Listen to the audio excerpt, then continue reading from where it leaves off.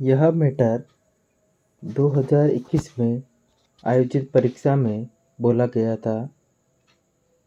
Dictation शुरू होगा 10 second बाद।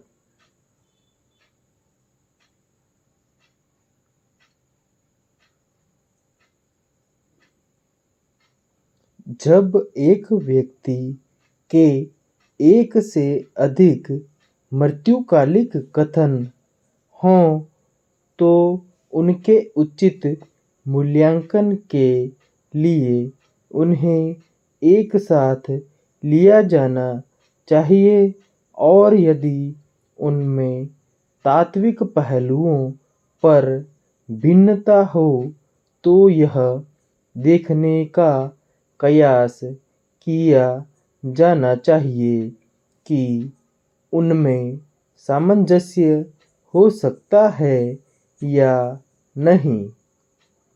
माननीय उच्चतम न्यायालय द्वारा व्यक्त किया गया है कि मौके पर किए गए प्रथम कथन को बाद वाले कथन की अपेक्षा अधिक महत्व दिया जाना चाहिए।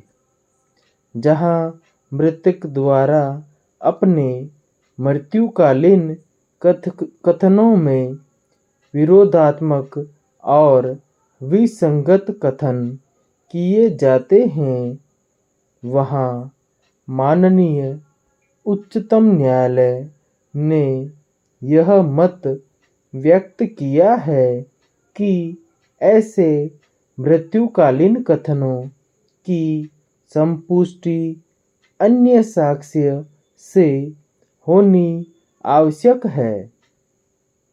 जहां मृत्युकालीन कथन सही और स्वैच्छिक होना पाया जाता है, वहां उस कथन के आधार पर दोष सिद्धि की जा सकती है। जब मृत्युकालिक कथन में चाहे लोप के रूप में या कार्य के रूप में या किसी अन्य रूप में ऐसा संशोधन कर दिया गया है जो आहत व्यक्ति द्वारा किए गए मूल के अनुरूप नहीं है, ऐसे मृत्युकालिक कथन को ग्रहण किए जाने के पूर्व अधिक सावधानी से समीक्षा की जानी चाहिए।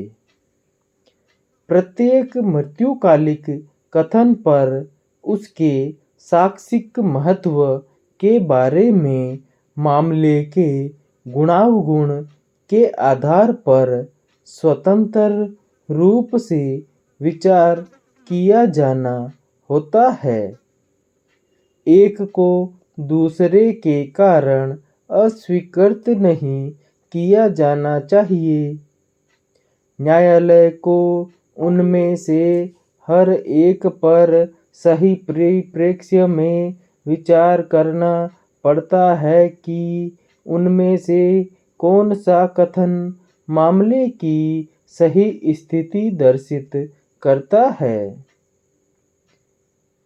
मृत्युकालिक कथन की साक्ष्य में ग्राह्यता के विषय पर विधि को इस प्रकार संक्षेपित किया जा सकता है कि न्यायालय यदि इस निष्कर्ष पर पहुंचता है कि मृत्युकालिक कथन सत्य और विश्वसनीय है और किसी व्यक्ति के द्वारा उस समय लिखबद्ध किया गया जब मृतक कथन करने के लिए मानसिक रूप से सक्षम था और उसे किसी की सिखाए पढ़ाए गए दबाव या उकसावे में लेखबद्ध नहीं किया गया हो, तब दोष सिद्धि का आधार मात्र मृत्युकालिक कथन हो सकता है।